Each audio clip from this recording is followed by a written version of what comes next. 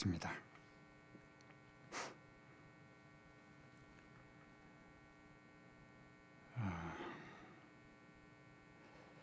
주님, 이제 수요 기도에 시작하겠습니다. 이 시간을 온전히 주장해 주시고 주님의 뜻을 이루시옵소서. 감사합니다. 예수님 이름으로 기도합니다. 아멘.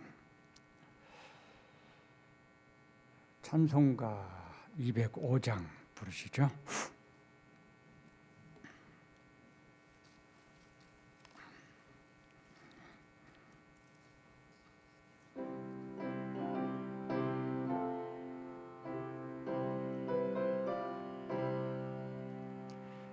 주 예수 크신 사랑 늘 말해주시오. 나 항상 듣던 말씀 또 들려주시오. 저 빼지 않는 전국 주 예수 계신 곳 나 밝기 알아듣고 또 들려주시오. 나 항상 듣던 말씀 나 항상 듣던 말씀 주 예수 크신 사랑 또 들려주시오. 아침에 이슬 방울 쉬 사라진 가지 내 기억 부족하여 늘 잊기 쉬우니 잘 알아듣기 쉽게 들 말해주시오. 날 구속하신 사랑 또 들려주시오.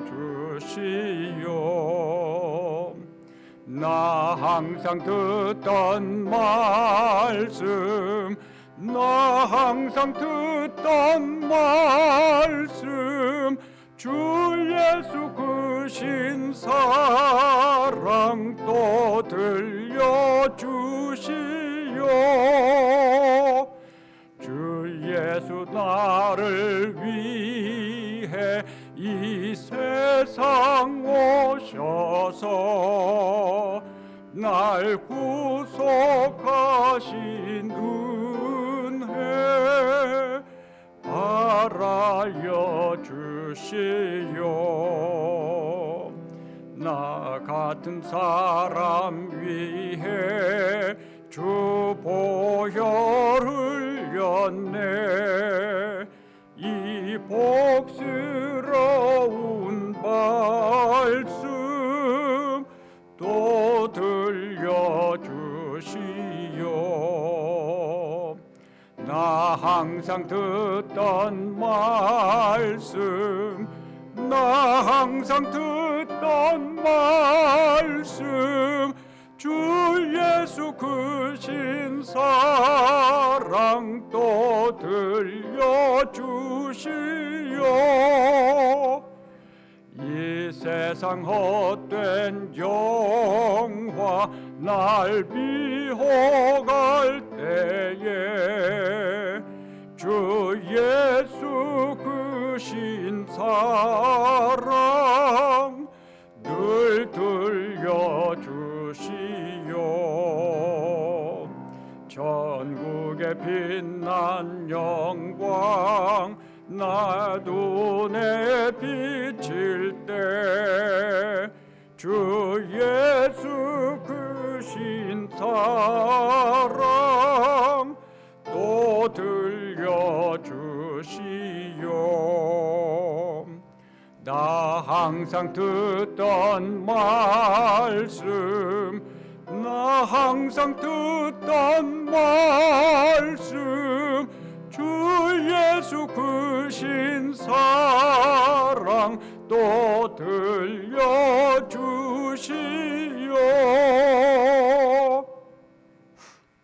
네, 우리 합심해서 기도하죠.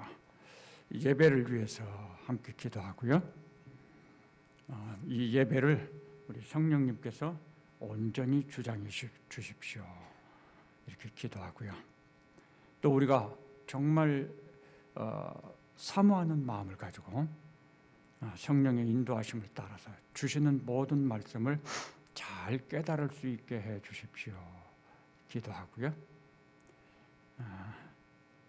말씀을 전할 저를 위해서 제가 아직 충분히 익숙해지지를 못해서요. 오래 쉬다가 보니까 제가 좀 더 많이 익숙해져서 말씀을 잘 전할 수 있게 해달라고 기도해 주시길 바랍니다. 우리 세 가지 기도 제목 같이 합심해서 기도하겠습니다. 감사합니다. 우리 하나님께서 귀하신 뜻이 있어서 오늘 이 시간에 저희들을 계획하시고 또 저희들이 이 자리에서 함께 모여서 주를 예배할 수 있게 하셨습니다. 너무나도 감사합니다. 주님, 이 한 시간을 온전히 성령께서 주장하여 주셔서 정말 주님의 뜻을 이루는 시간이 되게 하시고 또 우리의 마음을 여시고 주께서 준비하신 이 말씀들을 우리가 온전히 다 받고 소화할 수 있게 도와주시옵소서.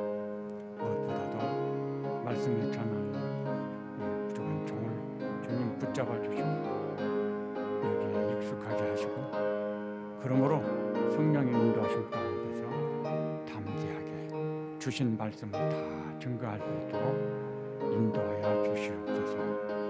기도하실 분을 주님 붙잡아 주시고 성령께서 그 마음과 생각을 또한 주장해 주시기를 바랍니다. 감사합니다.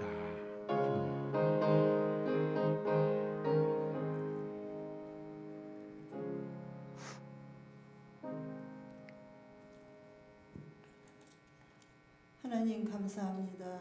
저희들 모을 시간대 사랑해 주셔서 오늘도 수요 예배 불러주심을 감사합니다. 주님, 이 시간 드리는 우리의 예배가 신령과 진정으로 드려지게 하옵시고 주님, 우리의 교만과 연약함을 불쌍히 여겨주시고 우리의 삶의 순간마다 우리가 믿음 안에서 하나님의 약속의 말씀을 바라보면서 믿음의 성숙한 수요자들이 되게 주님께서 은혜를 베풀어 주시옵소서. 주님, 이 나라 민족을 불쌍히 여겨주시고 유정자들에게 하나님 뜻을 알게 하시고 하나님을 두려워하며 국민을 바라보고 지혜롭게 나갈 대통령이 선출되게 하여 주시옵소서. 그러므로 나라가 안정되고 경제가 회복되게 하여 주시옵소서.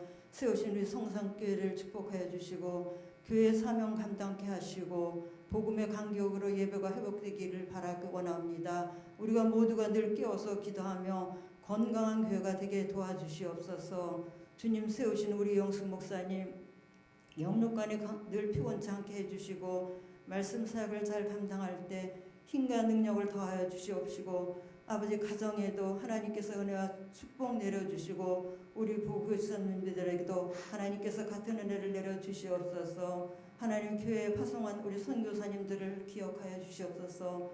건강과 안전을 지켜주시고 이 어려운 시기에 그들이 눈물로 뿌린 복음의 씨앗이 많은 열매를 맺도록 하나님 은혜를 주시고 전염병이 정말 회복됨으로 인하여 복음의 문이 열리고 하나님 그들에게도 영육에 강건한 은혜도 하나님 주시옵소서. 오늘도 하나님 세우신 우리 손재훈 목사님 능력의 장중에 붙잡아 주셔서 선포되는 말씀으로 우리에게 은혜 받게 도와주시고 우리가 예배를 통하여 세임받아 승리하는 시간들 쉽게 하나님 도와주시옵소서. 예수님의 이름으로 기도드립니다. 아멘. 아멘.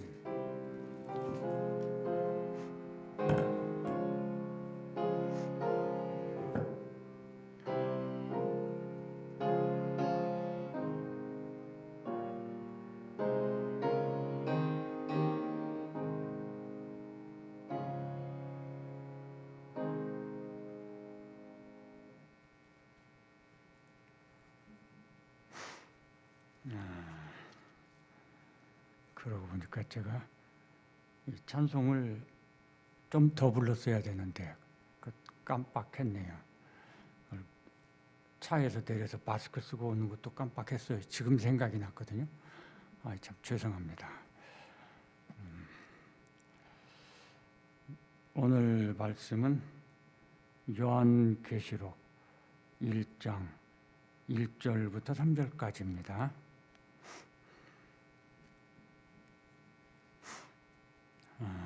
제가 봉독하겠습니다. 예수 그리스도의 계시라. 이는 하나님이 그에게 주사 반드시 속히 일어날 일들을 그 종들에게 보이시려고 그의 천사를 그 종 요한에게 보내어 알게 하신 것이라.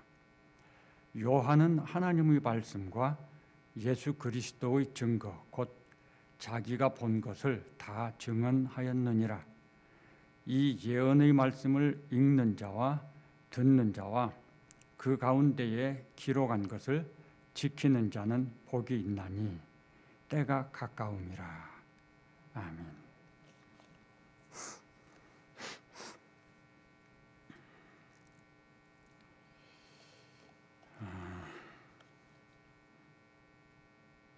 예수님께서 그 징조를 말씀하셨을 때 때가 되면 말세의 그 시간이 되면 가짜들이 많이 일어난다 그러셨죠. 오늘날 우리 이 시대에 가짜들이 참 많은 것 같아요. 그리고 과거보다 요즘에는 좀 더 적극적으로 그 가짜들이 자기들의 의견을 주장을 하고 자기들이 옳다고 아주 강하게 선전을 하고 그러는 것 같아요. 그런데 그런 것을 보면서 우리가 이상하게 여길 필요가 없어요. 왜냐하면 예수님이 징조를 말씀하셨고 때가 되면 그런 일이 일어난다고 했거든요. 우리는 그런 현상을 보면서 예수님이 말씀하신 때가 됐구나 이렇게 생각하면 되는 것입니다. 그런데 이 가짜들이 주로 많이 활용하는 말씀이 종말론입니다.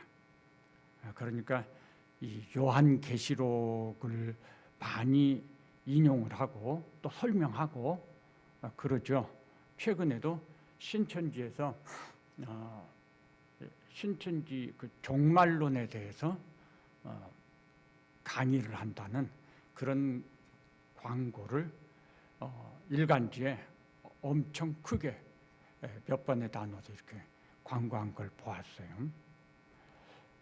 이 종말론에 대해서 왜 이단들이 그렇게 많이 다루고 또 자기네들만이 이렇게 정말 잘 아는 것처럼 주장을 할까? 요한복음에서 예수님께서 말씀하시기를 내가 너희에게 이를 것이 많지만 지금은 너희가 감당하지 못하리라.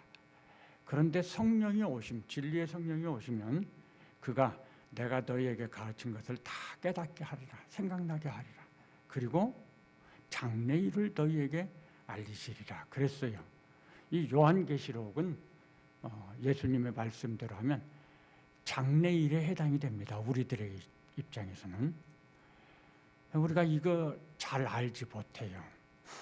또 이 속에는 신비한 말씀들, 우리가 이해하기 어려운 말씀들, 그런 것들이 많거든요. 그게 그럴 수밖에 없어요. 왜냐하면 이 하나님 나라에서 본 것들을 사도 요한이 말을 한 거거든요. 우리가 하나님 나라에 가보지 않았잖아요.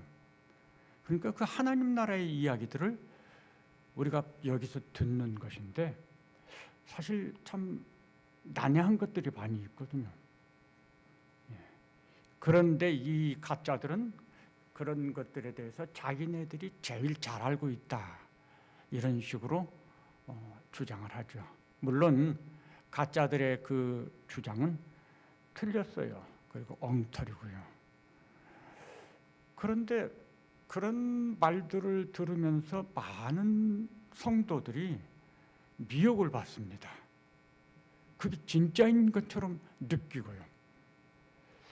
그 왜 그럴까 생각해 보면 성경을 대하는 올바른 자세에 문제가 있는 게 아닌가.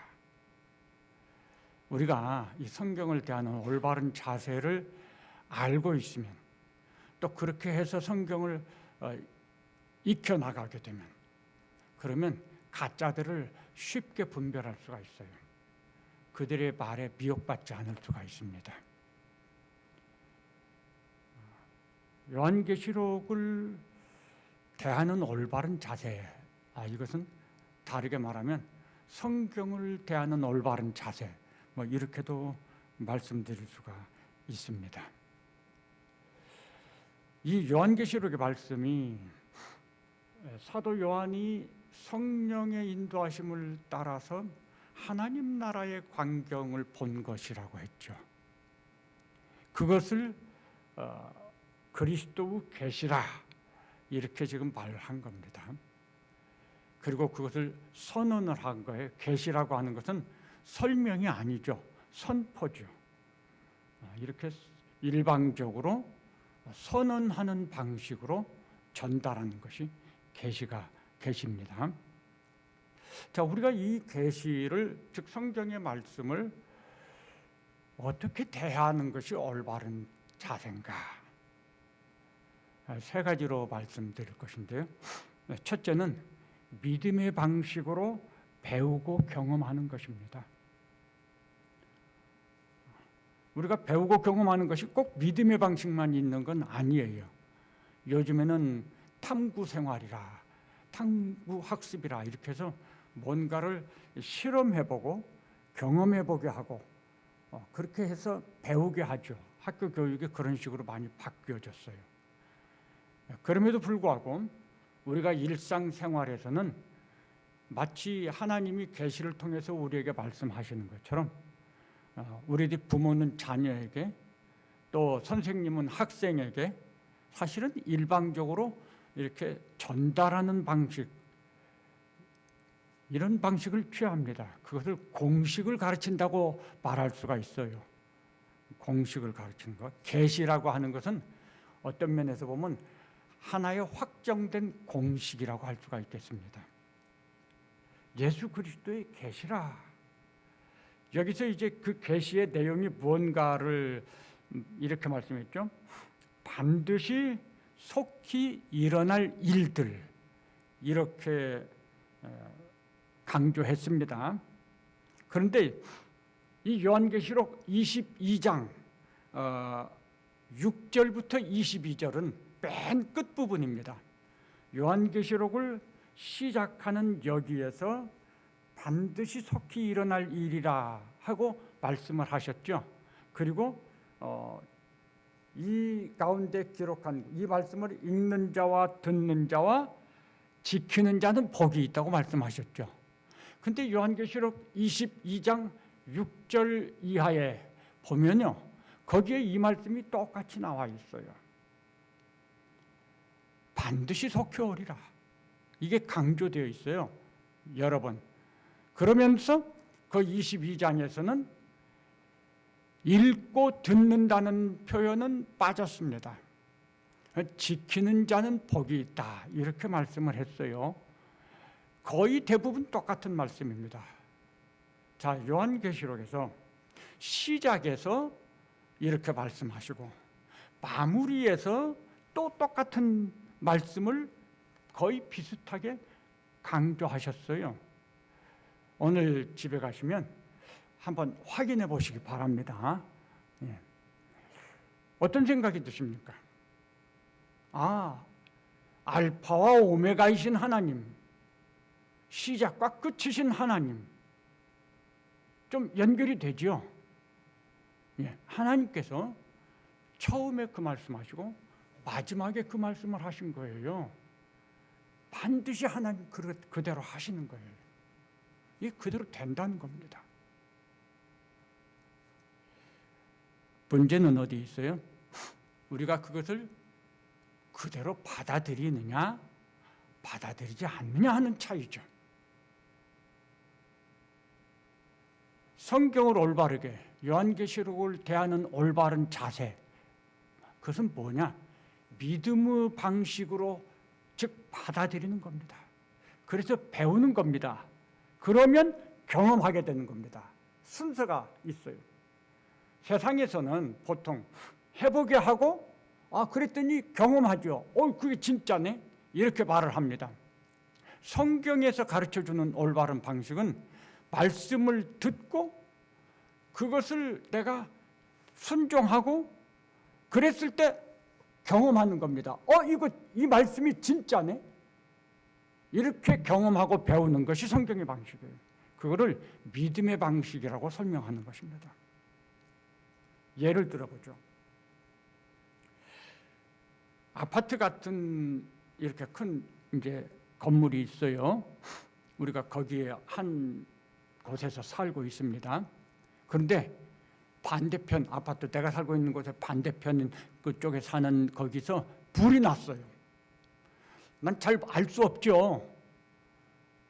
근데 불이 났어요. 큰일 났잖아요. 막 불이 번집니다. 그러면 그때 사람이 어떻게 합니까? 우리 집에 와서 문을 두드리면서 지금 여기에 반대편에 있는 매토실에서 불이 났는데 그 불이 지금 빨리 번지고 있어요. 그 불이 어떻게 해서 났는지 이러이러해서 났어요. 이렇게 설명하는 사람이 있습니까? 불이 났어요. 그러면 어떻게 하죠? 불이야! 하죠. 이렇게 선언하는 거예요. 발표하고.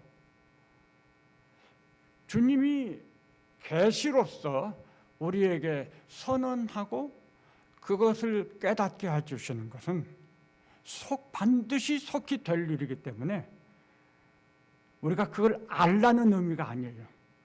준비해야 된다는 거죠. 이거 준비하라고 이 말씀을 주시는 거예요. 유감스럽게 우리가 계시록 잘 안 읽어요. 그리고 잘 몰라요. 가짜들이 이걸 가지고 맨날 주장을 하니까 우리는 그냥 미리 정말 저거 듣기 싫어 이런, 저도 그랬어요. 사실은 듣기 싫어요. 그리고 읽는 것이 좀 꺼림칙해지고요. 또 읽어도 이해도 잘 안 되는 것 같고요. 그래서 멀리 했었습니다. 잘못한 것이죠. 잘못한 거예요. 사실 이 계시록이야말로 우리 성도들이 정말 열심히 읽어야 되고 많이 읽어야 되고 그래서 익숙해져야 돼요. 왜냐하면 그래야지 준비를 하거든요. 준비 잘할 수 있으려면 계시록을 잘 알아야 돼요. 그래서 하나님께서 이 말씀을 우리에게 주신 것은 계시의 방식으로 주셨어요. 믿음으로 받아들이고 따르라는 그런 뜻입니다. 그래서 준비를 빨리 해야 된다는 것이죠. 자, 제가 좀 더 다른 방식으로 설명하겠습니다. 자, 제 손 안에 무엇이 있을까요? 아무것도 없을 수도 있죠. 근데 무엇이 있을 수도 있죠. 어떻게 생각하시는지 모르겠어요. 이거를 손 안에 있는지 없는지 또 있으면 무엇이 있는지를 알 수 있는 방법이 두 가지가 있습니다. 한 가지 방법은 뭐죠? 펴보면 알죠? 펴보면 알아. 이게 탐구학습이에요. 펴보면 아는 거. 과학적 방식. 그런데 펴보지 않고 알 수는 없나요? 알려주면 알죠. 제가 알려드리면 알 수 있죠. 믿습니까? 그렇게? 예. 이건 중요한 거 아니니까. 근데 사실 있었거든요.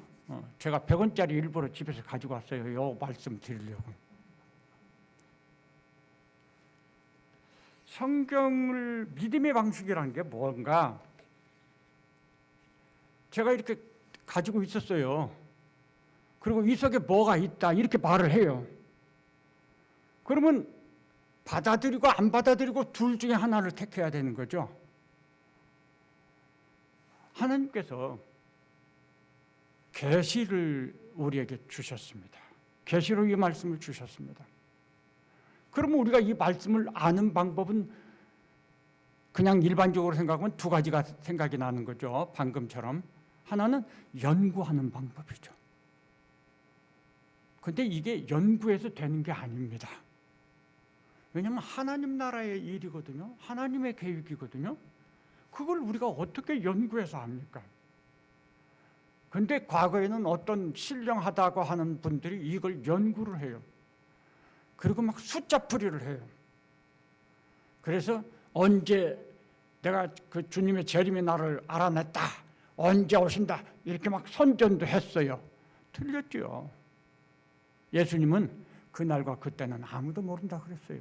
예수님 자신도 모른다고 했어요. 그걸 우리가 연구하고 계산해서 알아낼 수 있나요? 없어요. 그러면 이 계시로 주신 이 말씀을 아는 방법은 한 가지밖에 없는 거예요. 뭐죠? 믿는 거예요.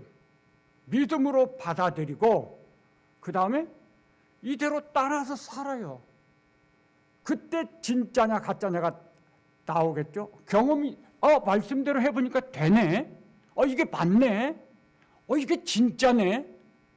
이게 우리가 성경을 대하는 올바른 자세입니다. 믿음의 방식으로 배우고 경험하는 거죠. 또 예를 들어볼까요? 손흥민이 누군지 아십니까? 손흥민이 지금 현재 대한민국에서 제일 인기 있는 사람이에요. 손흥민이가 이 손흥민 존 이런 표현이 있어요. 그 존이라고 하는 것은 하나의 그 지역을 말하는 건데 손흥민이 그 지역에서 골대를 향해서 공을 차면 거의 들어간다는 거예요. 어떻게 그렇게 될까요? 그냥 계산하고 차는 게 아니에요. 그냥 차는데 공이 들어간다는 거예요. 그것은요, 손흥민이 어렸을 때부터 손흥민 자기의 아버지로부터 그 골 넣는 것을 배웠어요. 그래서 그 방식을 따라서 정말 오랜 세월 수도 없이 많이 차고 해서 배웠습니다. 아버지가 시킨 대로 했어요. 믿고 그대로 따랐어요. 그랬더니 공이 어느 순간 들어가기 시작했어요. 그 차는 방법이 다 있거든요. 그게 믿음으로 따랐습니다. 그러니까 되었습니다. 경험한 거예요. 배운 거죠. 성경 요한계시록을 배우고 경험하는 올바른 공식이 있어요. 그거 공식이 뭐냐? 믿음의 방식이다. 믿음으로 받아들이고 따르면 되는 겁니다. 이거 가지고 자꾸 연구하려고 하지 마세요. 이해하기 어려운 것들 많고 신비한 것들 많고 사실 그러니까 믿음의 방식이 제일 좋은 방식인 거예요. 그걸 이해하려고 하면 머리만 아프죠. 제가 그랬어요. 요한계시록 별로 가까이 하지 않았는데 제가 은퇴하고 저기 경기도로, 제가 지금 경기도에서 와요. 경기도 광주시에서 오는데요. 광주에 가서 제가 하나님께 질문을 했어요. 하나님, 왜 나를 이쪽으로 오게 하셨습니까? 아는 사람 하나도 없고 그 지역을 아는 것도 아니고 그 준비한 집이 있는 것도 아니거든요. 근데 하나님이 뚝 떼서 거기다 갖다 놓으신 거예요. 그렇게 가도록 만드셨죠. 그래서 정말 이상했어요. 그래서 제가 질문했어요. 하나님, 어떤 뜻이 계십니까? 알려주세요. 그랬더니 끊임없이 요한계시록을 읽으라는 관심을 주셔요. 아이고, 저 이건 좀 그래요. 시간을 자꾸 끌고 머뭇거리고 지체합니다. 또 시간이 지나면 마음이 또 갈급해져요. 그래서 또 기도합니다. 하나님 뜻이 무엇인지 알려주세요. 그럼 내가 하겠습니다. 그때 또 요한계시록을 읽으란 그런 마음을 자꾸 주시는 거예요. 그래서 마침내 제가 결단을 내렸습니다. 예, 알았습니다. 그러면 그게 하나님 뜻이라면 내가 그렇게 하겠습니다. 무슨 방식을 택했겠습니까? 믿음의 방식. 그 믿음의 방식은 무조건 제가 이 요한계시록을 읽기 시작했어요. 이거 뭐 연구하고 생각하고 그런 거 없습니다. 무조건 읽었어요. 20번 읽고 30번 읽고 제 목표는 50독이 목표였거든요. 우리 성도님들도 50독 하면 참 좋을 것 같아요. 근데 그 전에 깨달음을 하나님이 주실 거라고 봐요. 어느 순간에 성령께서 저의 마음속에 역사하시고 깨달음을 주시는데요.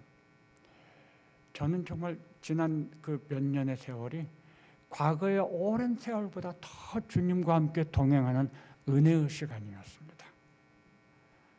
그래서 오늘 이런 시간도 주신 거예요, 사실은. 그게 있었기 때문에. 얼마나 감사한지 몰라요. 성경을 대하는, 요한계시록을 대하는 올바른 자세는 믿음의 방식입니다. 받아들이고 따르고 그러면 경험하게 해주십니다. 두 번째 방식은요, 종의 자세를 가지는 것입니다. 하나님과의 관계를 의미하는 거죠. 하나님과의 관계에서 올바른 자세는 종이 되는 것입니다. 하나님 앞에서 나는 하나님의 종입니다. 이렇게 인정하는 것이죠.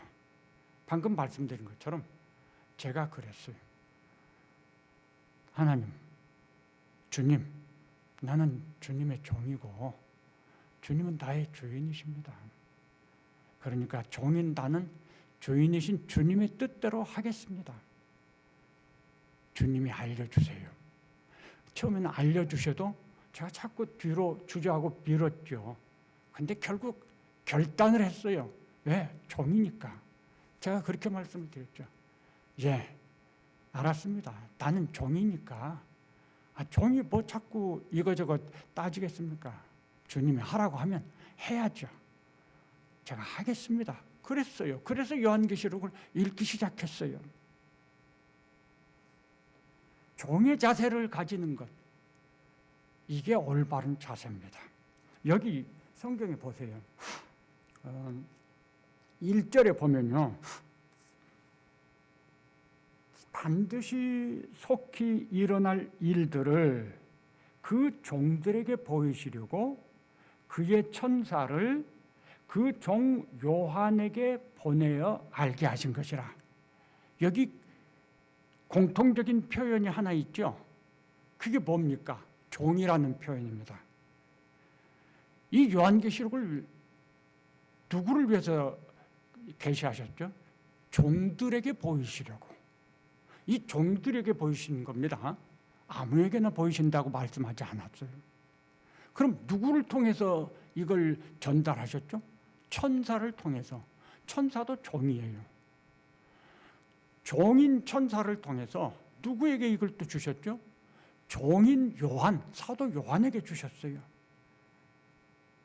그 종 요한. 그 종 요한을 통해서 누구에게 이걸 알게 하려고 하신다고요? 그 종들에게. 오늘 우리가 여기에 포함이 되어야 하는데요.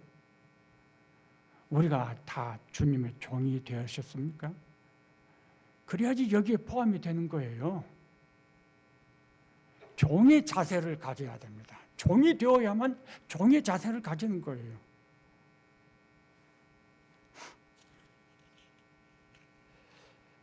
하나님께서 당신만 알고 계시는 이 계시를 알게 하시기를 원하는 대상이 종들이다.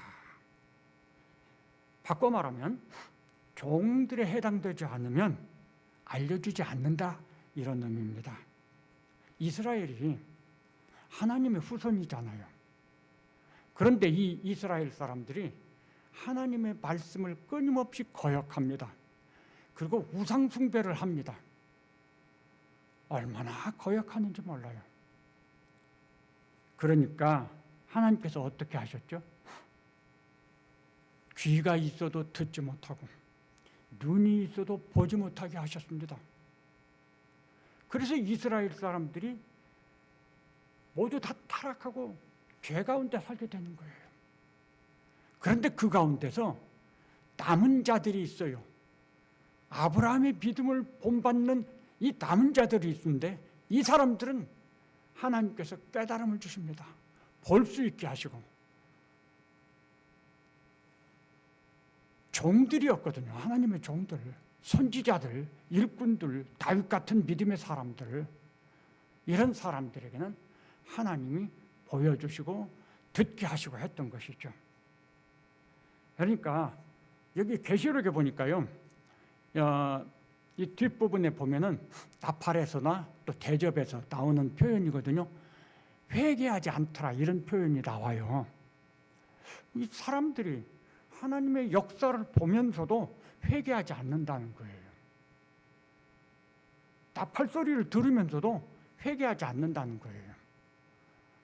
이게 뭘 의미하느냐? 마지막 때의 사람들은 하나님의 말씀을 듣고 세상에서 일어나는 이 많은 것들을 보면서도 하나님께로 돌아오지 않는다는 겁니다. 회개하지 않는다는 거예요. 이게 사회의 흐름이고 마지막 때의 사람들의 특징이라고 성경은 말해요. 그 징조거든요. 그런 사람들에게는 하나님이 듣게 하지 않고 알려주지 않아요. 그러니까 그들은 자꾸 자기들 마음대로 가는 거예요. 하고 싶은 대로 하는 거예요. 그것이 계시록 22장 맨 끝에 가서 나오는 말씀이에요. 반드시 속히 된다고 말씀하신 다음에 사람들은 하던 대로 내버려둬라. 죄를 짓는 사람은 죄 짓도록 내버려두고, 악을 행하는 사람은 악하게 살도록 내버려두고, 의를 행하는 사람은, 믿음으로 사는 사람은 그대로 하게 내버려둬라. 이게 22장에 있는 말씀이에요. 마지막 때가 되면 사람들이 그렇게 된다는, 그렇게 산다는 거예요. 들을 수 있는 귀를 가진 사람은 들을 것입니다. 종들은 듣고 알게 될 거예요. 그렇지 않은 사람은 듣지 못합니다. 깨닫지도 못하고, 들려줘도 그러니까 모르고 회개하지도 않고 준비하지도 않게 될 것입니다. 하나님을 경배하고 어떤 상황과 사회의 흐름 속에서도 하나님의 말씀을 믿고 받아들이고 따르는 사람들, 이들을 믿음의 사람들이라고 말을 한 것입니다. 그리고 남은 자라고 말을 한 것이고, 계시록에 그런 표현이 있어요. 13장과 14장에 나와요. 믿음은 여기 있나니. 그들은 하나님의 말씀들을 지키고 산다는 거예요. 여기라는 표현은 무슨 표현이냐면 당시 사회의 그 암울한 상황, 어둠의 상황입니다. 그런데 거기에서 믿음은 여기 있다는 거지. 그게 뭡니까? 그런 모든 상황에서 말씀 붙잡고 말씀대로 사는 것. 왜 그러죠? 진짜 믿음, 종이기 때문에 그렇게 사는 거예요.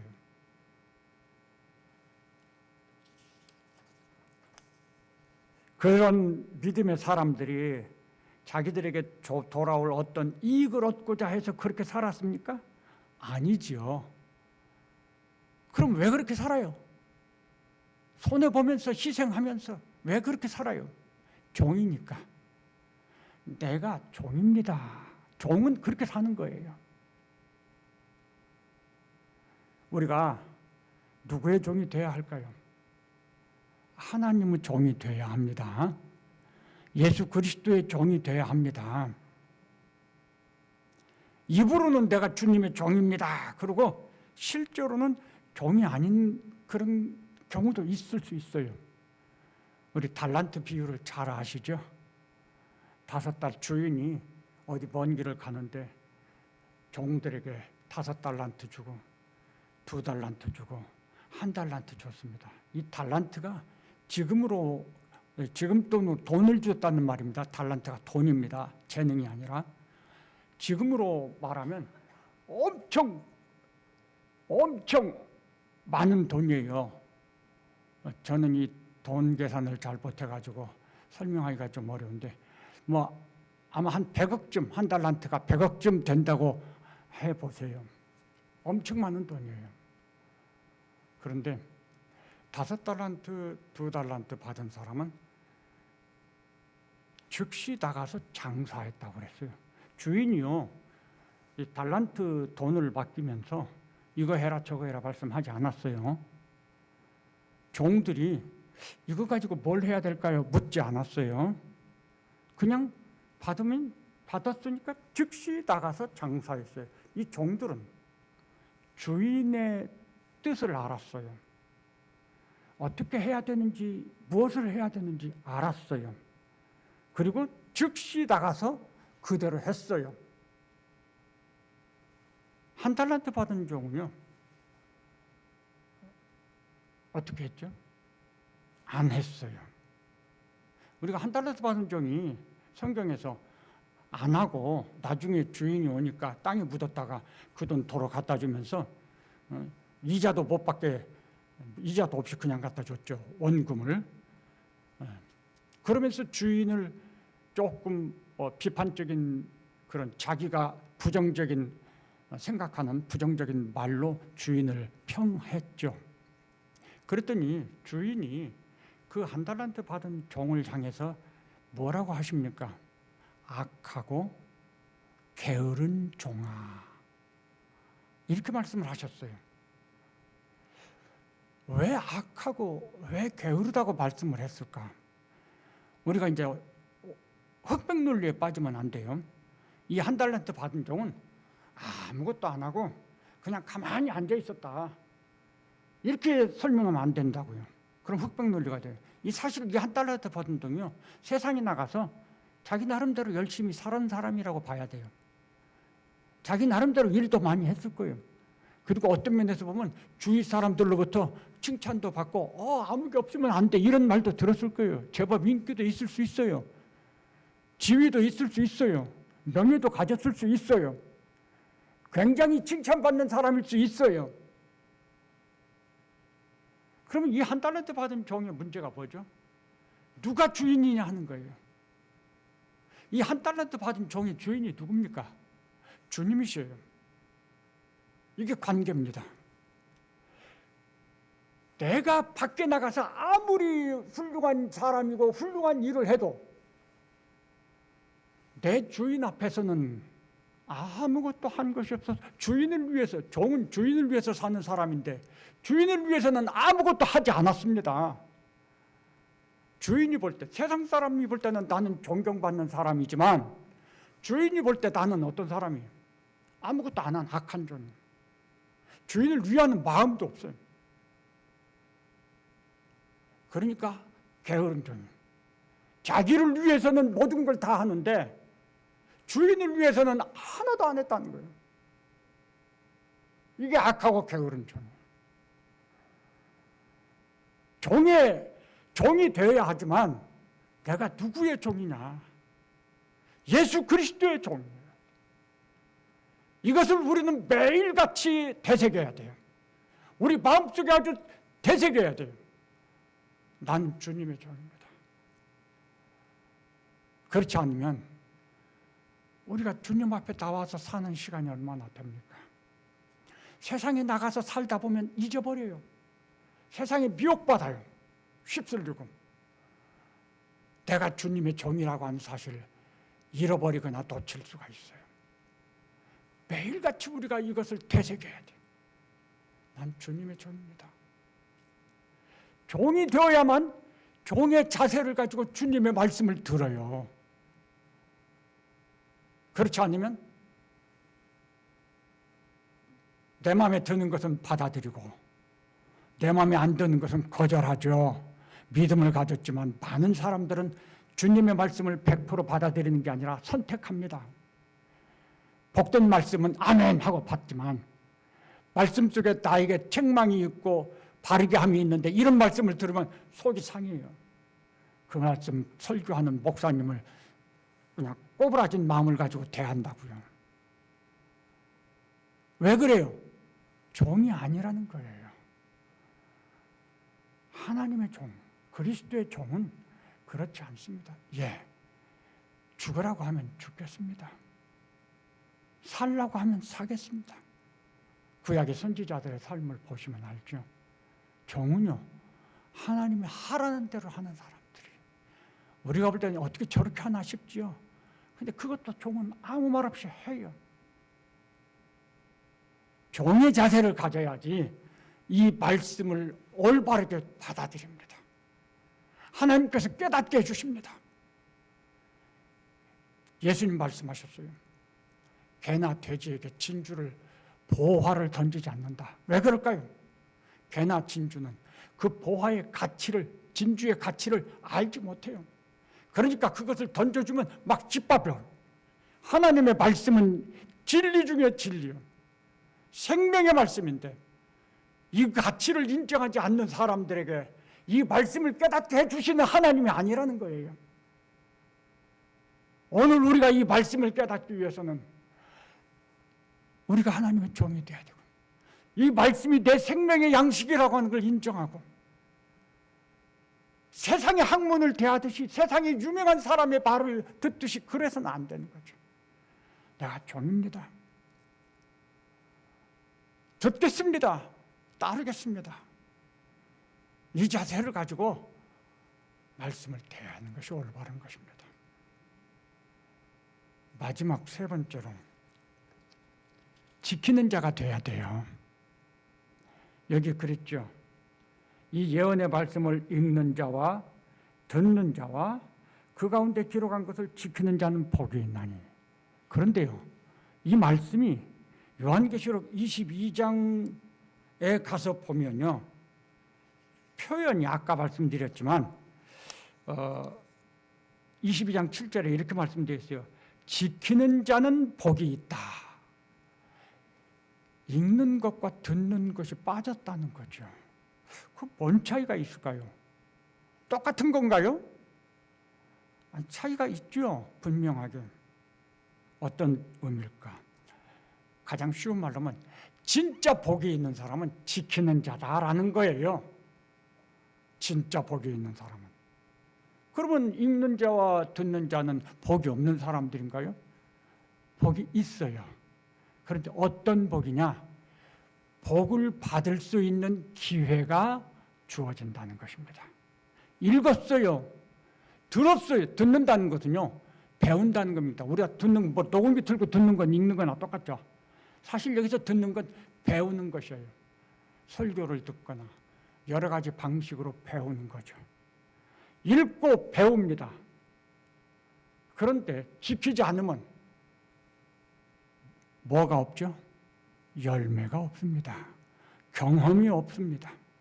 지식만 가지고 있으면 능력과 지혜가 되지 않습니다. 그래서 읽는 자가 복이 있고 듣는 자가 복이 있는데 시작할 때는 이렇게 말했잖아요. 기회를 주시는 거예요. 너희들에게 문을 열어놨다. 기회를 내가 준다. 시작이니까. 22장 7절은 끝난 거예요. 마감인 거예요. 그러니까 마칠 때는 너희는 읽고 듣는 데서 멈추면 안 되고 지키는 자가 되어야 한다는 말씀이에요. 이것이. 그래서 그렇게 표현이 차이가 있다고 봐요. 그러니까 여기 1장에서 읽고 듣고 지키는 자라고 표현한 것은 하나의 방향을 우리한테 알려주는 겁니다. 이쪽으로 가야 된다. 지키는 자가 되는 이 방향으로 가야 된다. 이게 목적인 거예요. 왜 하나님이 이 성경 말씀을 우리에게 읽게 하고 듣게 하시죠? 그것 자체가 목적이 아니에요. 지키는 자가 되게 하는 것이 목적입니다. 왜냐? 하나님 나라에는 그런 사람들만 있거든요. 읽고 듣지만 지키지 않으면 열매가 없습니다. 깨달음을 따라 행할 때 열매가 있어요. 결과가 있어요. 발전이 있어요. 기회는 다 공평하게 주는 겁니다.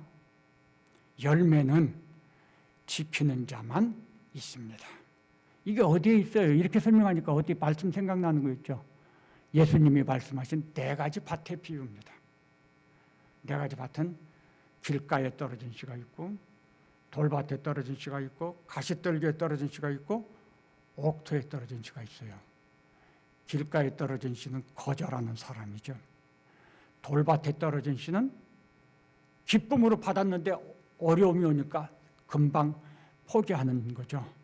가시떨기에 떨어진 씨는 받아들였어요. 받아들인 것 같아요. 였어요가 아니라. 그런데 그래서 행하는 것 같아요. 중요한 순간이면 다른 길로 가요. 언제나 선택이 세상입니다. 자기가 원하는 것입니다. 말씀대로 행하지 않고 내가 원하는 것을 따라서 세상으로 갑니다. 이게 가시떨기예요. 말씀을 듣고 배운 대로 지켜 인내하는 사람은 좋은 씨 딱 하나예요. 그리고 거기에만 열매가 있어요. 나머지 세세는 열매가 없어요. 그 차이는 듣고 배우는 것은 다 똑같았어요. 지키는 것은 하나만 있어요. 오늘 우리들이 말씀을 듣고 읽고 듣고 배우고 여기서 머물면 안 돼요. 우리는 이 말씀을 지키는 것을 목적으로 삼아야 돼요.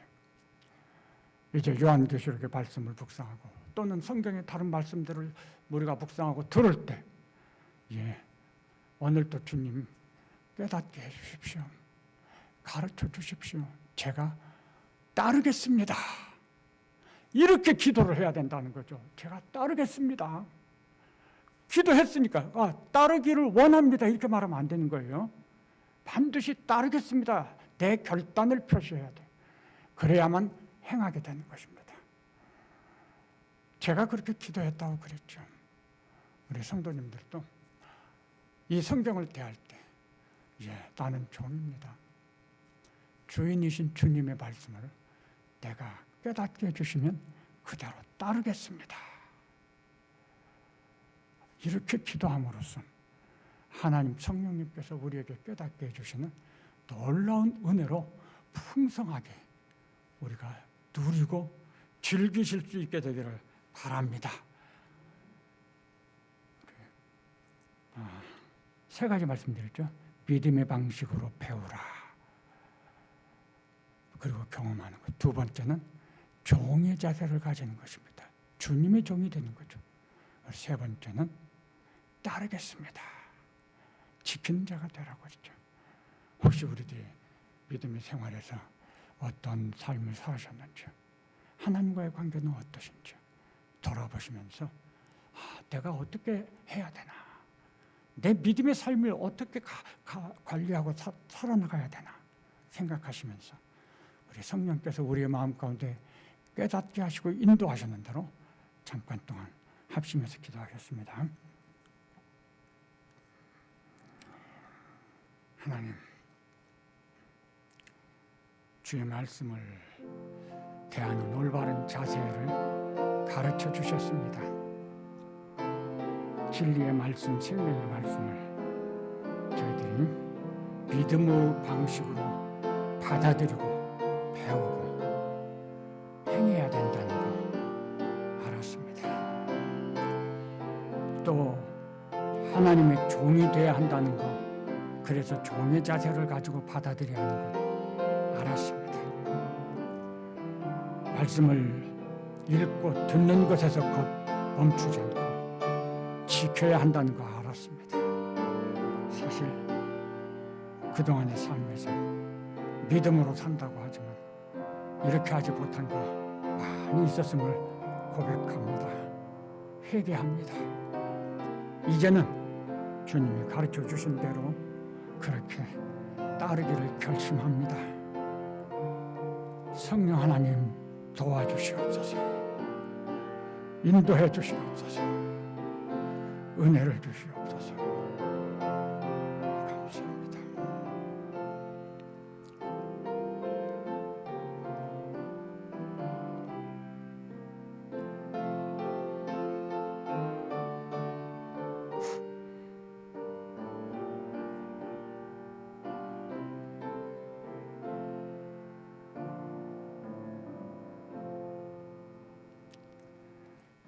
감사합니다. 오늘 저희에게 성경을 올바르게 대하는 자세를 가르쳐 주셨습니다. 믿음의 방식으로 배우고 경험하라고 하셨고, 주님의 종이 되어서 종의 자세를 가지고 들으라고 하셨고, 말씀을 듣고 읽는 데서 멈추지 말고 지키라고 알려주셨습니다. 감사합니다. 저희들이 그동안 이 부분에서 참 많이 부족했구나 깨닫습니다. 주님이 기뻐하시는 모습으로 살지 못했던 거 인정하고 회개합니다. 이제는 결심합니다. 주님이 깨닫게 해주신 대로 행할 것을 결심합니다. 우리 애가 듣는 귀가 있고 열린 귀가 있고 열린 눈이 있고 이렇게 시간 주님 앞에 나와서 말씀을 들을 수 있게 하시니 우리가 정말 하나님이 사랑하시는 자가 되었고 하나님의 은혜 가운데서 사는 자가 되었다고 하는 사실을 다시 한번 깨닫고 감사드립니다. 언제나 주님과 함께 동행하는 저희들 다 되게 하시고 말씀 속에서 주시는 성령 하나님의 놀라운 은혜로 충만한 저희들 다 되게 하셔서 이 마지막 때에 마침내 승리하고 이기는 자가 되어 하나님의 나라에 다 함께 들어가 찬송하고 영광 돌리는 그 기쁨을 누리는 저희 되게 하시옵소서. 감사하고 예수님 이름으로 기도합니다. 아멘.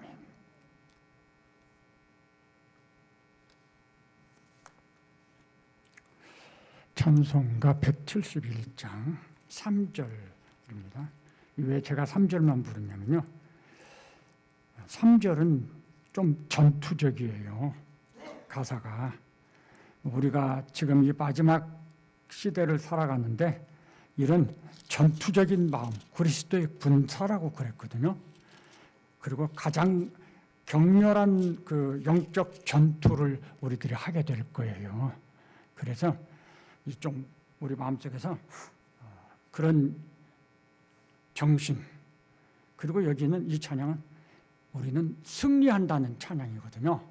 이런 승리의 확신, 이런 걸 좀 느끼고 가질 수 있기를 바라서, 사실 제가 은퇴하기 전에 한 2, 3년은 매일같이 이 찬송 불렀어요. 모일 때마다 이 찬송을 마무리 찬송으로 불렀어요. 여기서 다시 이렇게 부를 줄은 사실 상상을 못했습니다. 하나님의 은혜죠. 3절 부르죠.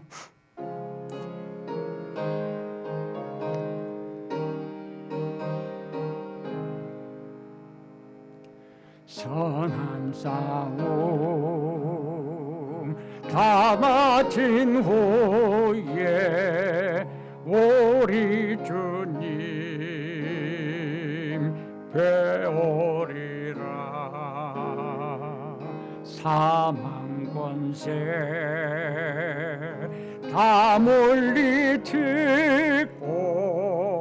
주님이 다스리니 영광 넘치네. 살아계신 주 나의 참된 소망, 두려움이 사라지네. 사랑의 주 내 갈 길 인도하니 내 모든 삶의 기쁨 늘 충만하네. 광고는 주보를 참고하시고요. 우리 주기도문으로 마치겠습니다. 하늘에 계신 우리 아버지여, 이름이 거룩히 여김을 받으시오며 나라의 임하옵시며 뜻이 하늘에서 이룬 것 같이 땅에서도 이루어지이다.